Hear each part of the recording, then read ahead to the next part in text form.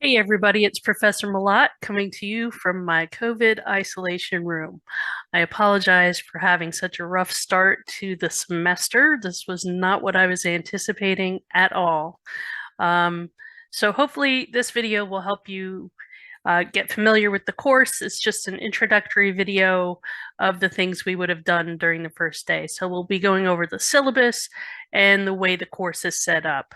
There are some assignments since we're not going to be meeting face to face this week. The discussion board assignment will be very helpful in introducing yourselves to one another. We have a class of roughly about, I think, 14 or 15 students. It's a little bit bigger than my morning class on Mondays and Wednesdays. So it's important that you get to know one another before we actually meet face to face. But hopefully, if things continue going the way that they're going, I will be able to meet with all of you next week and we'll be able to meet one another. So fingers crossed on that. As you can tell, I'm not super sick. I'm a little stuffy, but other than that, my symptoms have been extremely mild. So let's get to it. This is our homepage. Hopefully you're already familiar with it. I realize that not everybody has checked into Canvas yet. So it's important that you actually do that and get familiar with all the materials that we'll be working with in the coming weeks. Right here, you have my contact information. Please make sure that when you email me, you spell my name correctly. It is Malott, Malott, one L, two T's. malottvj@ucmail.uc.edu. I also have my mobile phone number available for you. I'm only a part-time instructor, so I'm not in an office on campus every single day of the week. I am on campus Monday through Thursday, but I don't have a dedicated office in which I can meet with students. That means I also don't have an office telephone. This is my personal mobile phone. I give it to you and trust that you will use it carefully. That is in emergencies only. You can text me at 513-266-4308.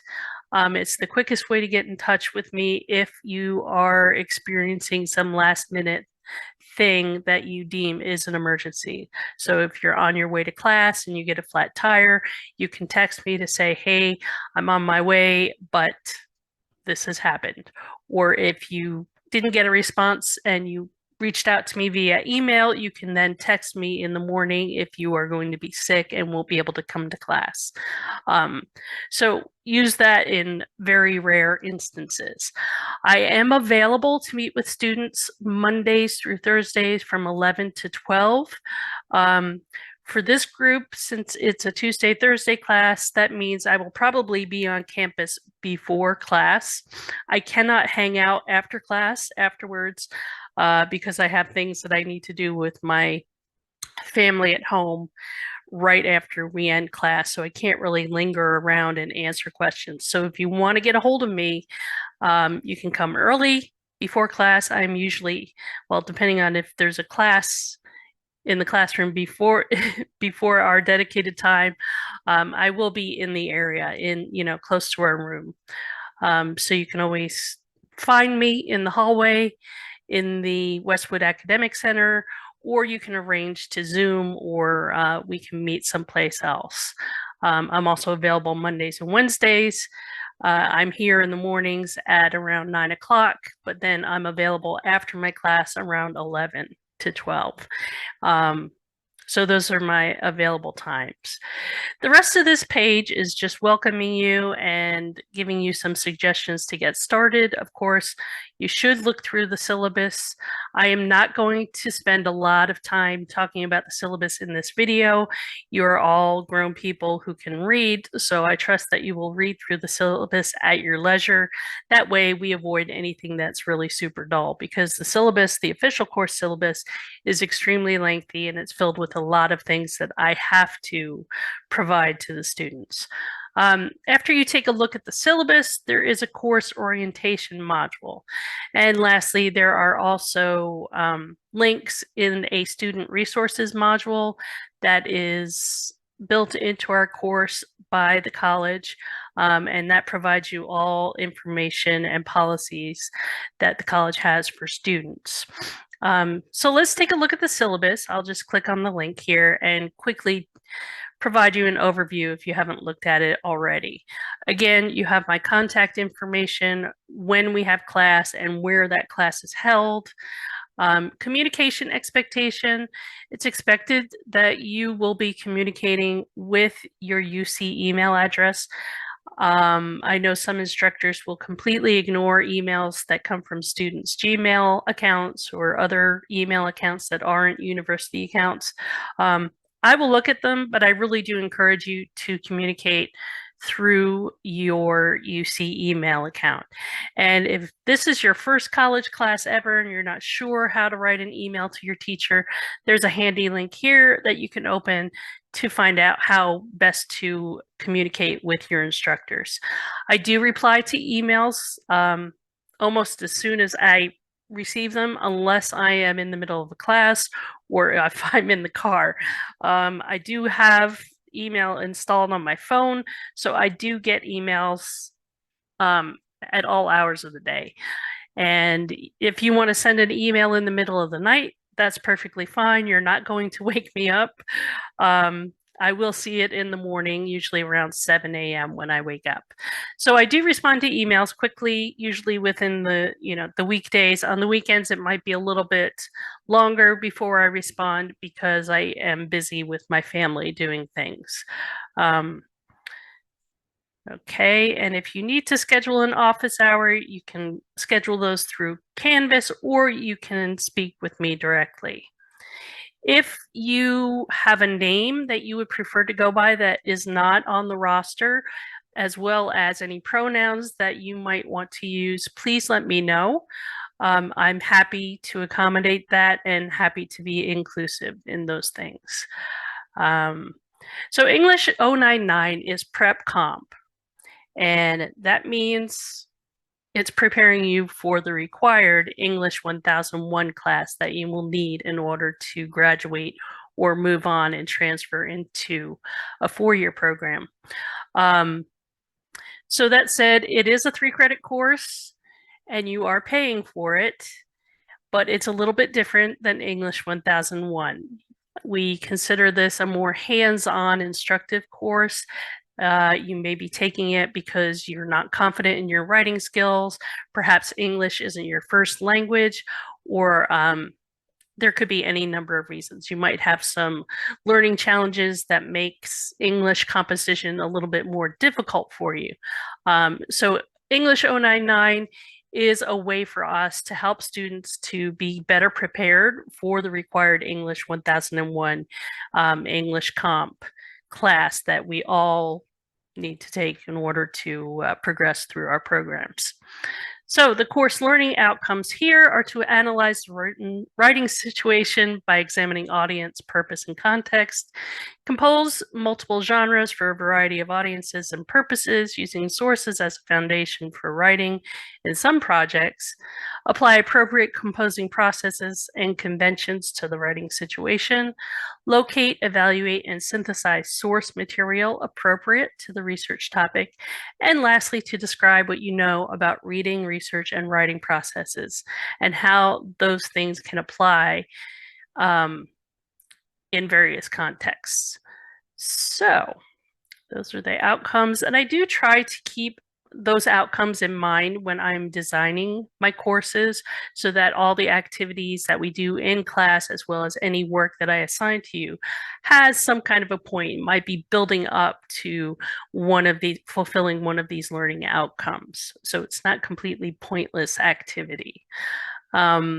So we do meet face-to-face, except for this week. Hopefully, as I said before, if I don't need to isolate longer than the duration of this week, we will be back on campus during week 2 after the Martin Luther King Jr. holiday. And yeah, so we'll be on the Claremont campus. You are required to come to classes, and your participation is really necessary for you to be successful in the course. The course text that we're using is a small, inexpensive paperback called The Writer's Practice by John Warner. This is a really accessible text that was designed specifically for beginning writing students. I really like the exercises and the approach that Warner has taken. This is my first time using this text, but I've been wanting to use it for a really long time. So I'm very happy to provide this inexpensive material for you that I think will be really interesting and fresh as far as learning about writing and becoming better writers. So I hope you enjoy using this text as much as I have planned for it. We do everything through Canvas. I won't be taking any kind of handwritten assignments. So it's expected that you will submit all of your essays and any homework and any other types of activities that we might do in class, that you submit them online. I want everything to be submitted to Canvas unless I specifically state in class that you do not need to. So that means that you need to have access to a computer. Hopefully most of you have access. If you do not, we do have computers on campus that you can use, as well as a long-term laptop loan through the UC Claremont Library. So if you need access to a laptop, you can contact the library and see how you can go about doing that. There are links here that can help you with that information. Another thing that I want to call to mind is the app that's called Canvas for Students. It's a very handy app to have on your mobile devices. It's available for Apple and Android devices, and it's available for free. This is a great way for you to keep on top of things and to help schedule and manage your time. You can keep track of your grades, your assignments for all of your courses, not just for this course. So I highly encourage you to download this app to your mobile device. I said I wasn't going to spend a long time going through this. So let's take a look here at the course schedule. You have 12 what I call formal writing assignments, but they're very short little essays, usually about 2 to 3 pages. So they're not super long and they're not really serious. I mean, I call them formal, but they are developmental essays that will help you grow and hone your skills as writers. Excuse me, I'm getting a little dry. Beyond that, you also have, sorry, you will also have, so the formal writing assignments, I'm sorry, account for 40% of your final grade. The rest of the work will be group work that, those will be the things that you're working with one another in class, peer reviews, simply being in the classroom and participating in that way, as well as any in-class writing assignments you might have. You will have weekly journal prompts, any kind of drafting that we do in class, that kind of thing. And you will have the occasional homework. It's all homework, right? You will have the occasional homework, which might include reading responses, the occasional quiz, or some kind of a discussion board. That accounts for this remaining 60% of your grade. What was I going to say? Oh, all work will be due the following Sunday. So our week will start on a Monday, and you have until the following Sunday to get the assignments in. Please keep in mind for English 099 as well as English 1001, the grades are A, B, C, or NP, F, W, UW, and I. In order to pass this class, to progress onto English 1001, you must pass with a C minus. that is a minimum of 70% in the class. Any lower grade will mean that you need to retake the course. And one of the requirements here is that you need to submit all of those formal writing assignments in order to pass the class. Or if you're not doing well on those formal writing assignments, you still need to submit them all to be eligible for the grade of NP, non-proficient. That's what that means, non-proficient. It just means that you need more preparation before you can take on the added responsibility of English 1001. So we'll talk more about that as the course progresses. And here you have the grading scale and my grading policies. These are all things that you can take a look at. And then we have the dates and deadlines. So there is the Martin Luther King Jr. holiday next Monday. That doesn't affect my Tuesday, Thursday classes, but it will affect my Monday and Wednesday class. And then in March, the middle of March, we have spring break. So we will miss a week there in March as well. So let's take you to the modules. It's really a good idea because of the way that I set up the course that you go through and take a look at the modules instead of going through the weekly assignments. Even though the assignments are set up by due date, if you only navigate the course by looking at the assignments, you're going to miss a lot of extra information. So the first thing that I would like you to do, since we're not meeting face-to-face, is to make sure that you go over this course orientation module. It has a course overview, which I'll click on here, which provides you with some suggestions for how to go about the weekly course procedure. As I said before, Monday is the official start of our week, even though we are meeting on Tuesdays and Thursdays. That means it's a good idea to check in every Monday to see what's expected of you each week. I send out weekly announcements that are usually posted at 8 a.m. on Monday morning, just to remind you that we have work that will be coming up. And sometimes there might be occasional assignments that are due midweek, but most of the stuff is due on Sunday. So checking Canvas every day is really a good idea. And here I have the reminder to navigate through module instead of through the assignments, and then some words about time management. The next page here in this module is the one for course documents. So I spent some time going over the syllabus, and what I will provide to you next week in print is also available here in PDF. I have a basic course syllabus, which is just the highlights of that more lengthy official syllabus.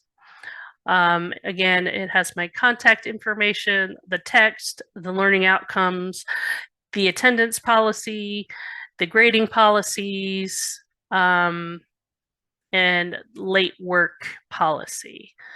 The other document here, oops, is the course schedule. And this is a little more detailed outline than the one that is provided on Canvas in the syllabus. It includes all the readings that are required of you as well as the assignments. So there, that's 3 pages. So I will have that as a printout for you once we come back together face to face. And the other page here is for the course resources. So since we are working with MLA, and I will be introducing this to you bit by bit throughout the semester, this resource here, which is a downloadable PDF, it's probably about 45 pages roughly. This is documenting sources in MLA style 2021 update. Since we're not using a technical textbook in the class, it's important that you have access to this resource so you understand how MLA style works. I've also included a link to the University of Mississippi RET Lab. This is a resource I found as I was building this course, and it's a fantastic resource for students. It's an open educational resource put together by the University of Mississippi writing department. And it's set up kind of like a wiki, I guess. I don't know. So it's just handy, and I will be pulling readings from that as well. UC Writing Resources is another good place to go for some help. The Purdue Online Writing Lab, hopefully some of you are familiar with that. And then some information on MLA, the English 099 Research Guide from UC Blue Ash, and then Anxiety, Attitude, and Stress. This is a handout from the UC Learning Commons to help you combat some anxiety and stress that you might be encountering.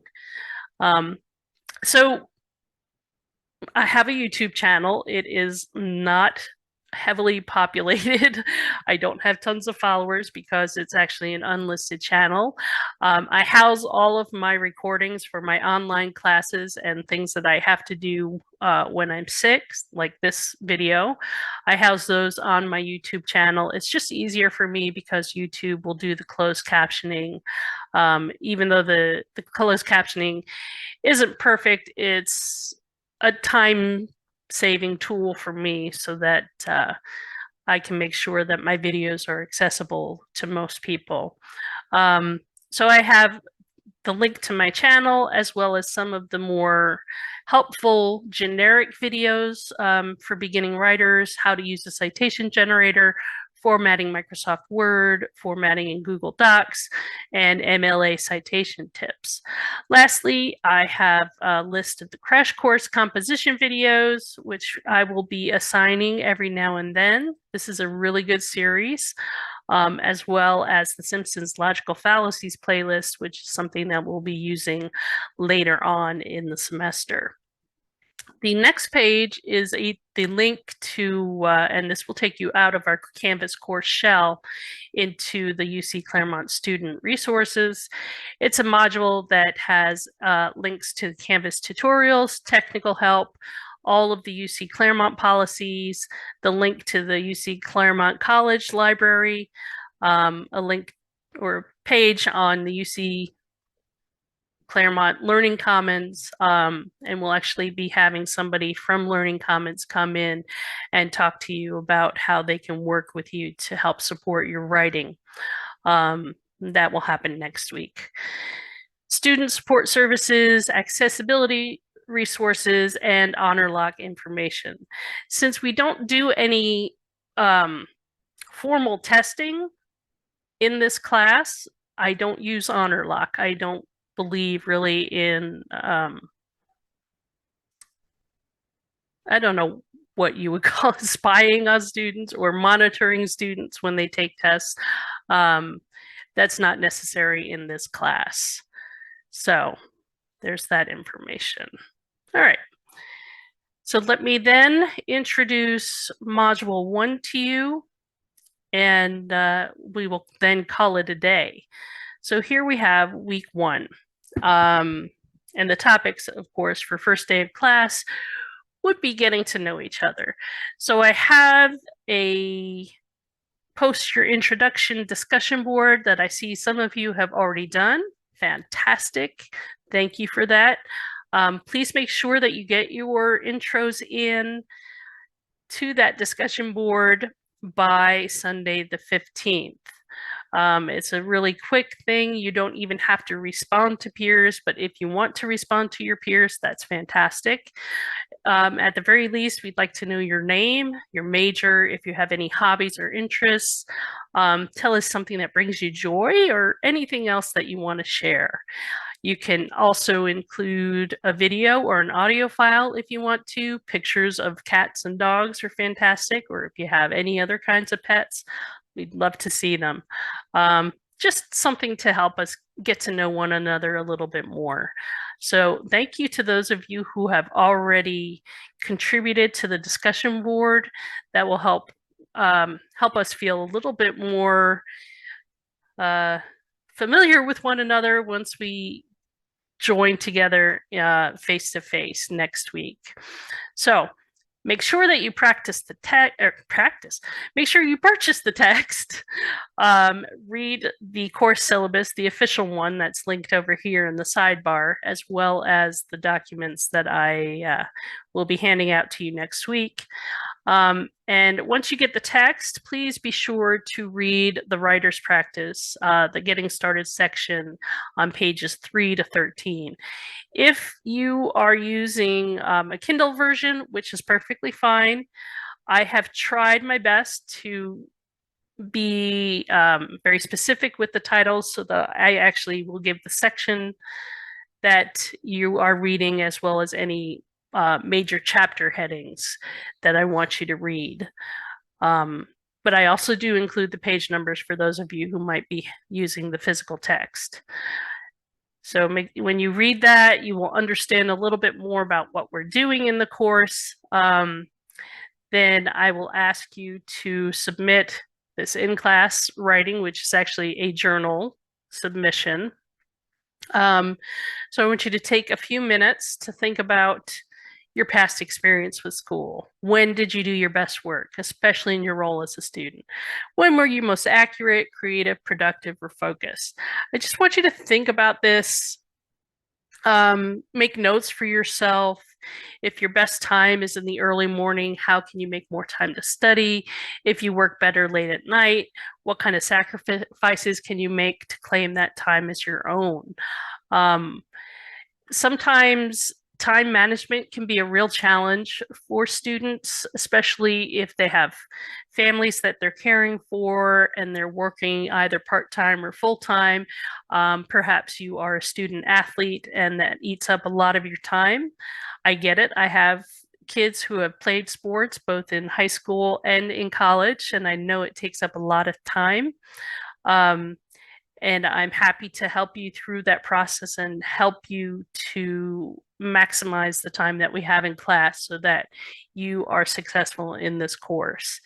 Lastly, we have essay number 1. Who are you as a writer? So this is a very simple prompt, and the purpose of this prompt is to gauge how you are or where you are, what level you're at with your writing skills. So read the prompt on pages 10 to 12, and then think about answers to the questions that Warner raises on page 12. The thing I don't want to see is just you answering the questions, right? I don't want it to be in a question and answer format. I want you to try your best to create an essay with a beginning, a middle, and an end. It doesn't matter how many paragraphs you use, at least 3 would be great, right? But if it's more than that, that's fine as well. So 2 to 3 pages, which works to be about 500 to 750 words in response to the prompt. You can use what you already know about writing to help you write this short essay, but be sure that you're using complete sentences and paragraphs. And if you need to, review the information on how a college essay assignment should be formatted according to MLA style guidelines. I provide you with a link here.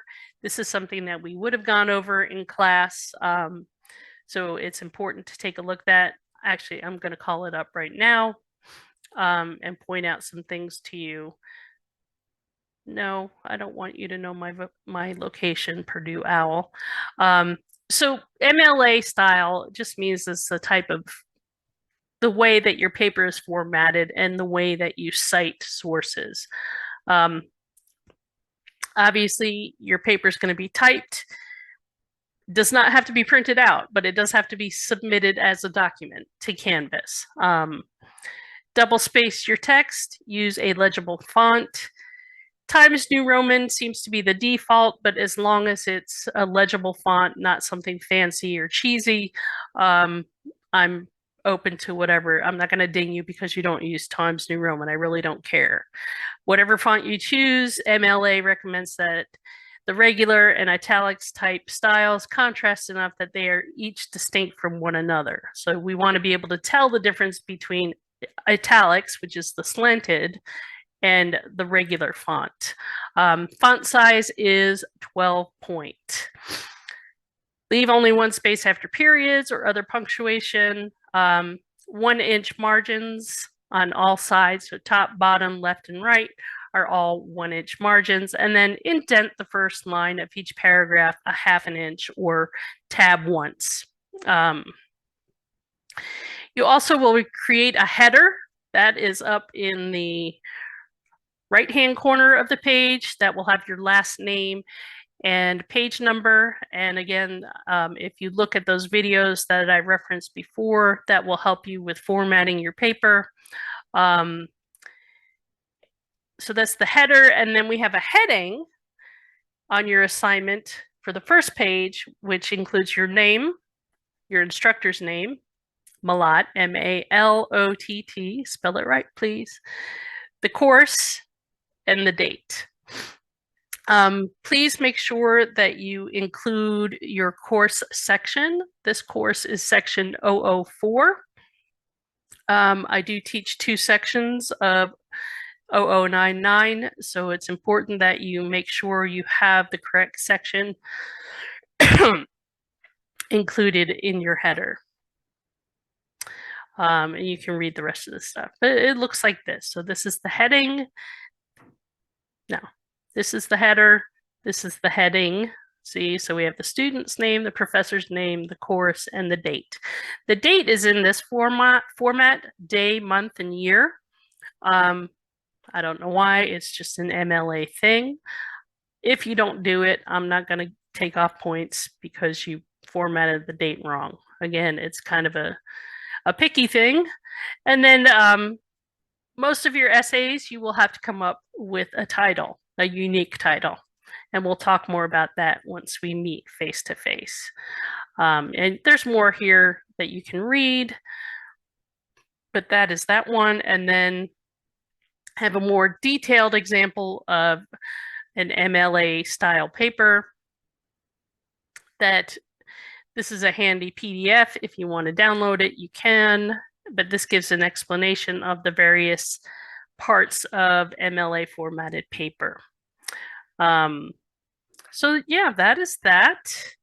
That is the last of the assignments. So again, all of the assignments, your introduction, your journal number 1, or in-class writing number 1, and essay number 1 are due at the end of the day, Sunday the 15th, so by 11:59 p.m. You don't have to, if for some reason you submit it after 11:59, say it's 12:15 or 1 a.m., you don't have to email me in a panic and say, oh my gosh, I submitted it late. As long as I can see it by the next morning, you're good to go, okay? So don't panic. Usually within the 24-hour time span, if you get it in, you're good. So yeah, that is that. If you have any questions in the meantime, please don't hesitate to reach out. I will try to answer any questions that you have as quickly as I can from my little isolation room. Take care, everybody. I hope you're staying healthy. Bye.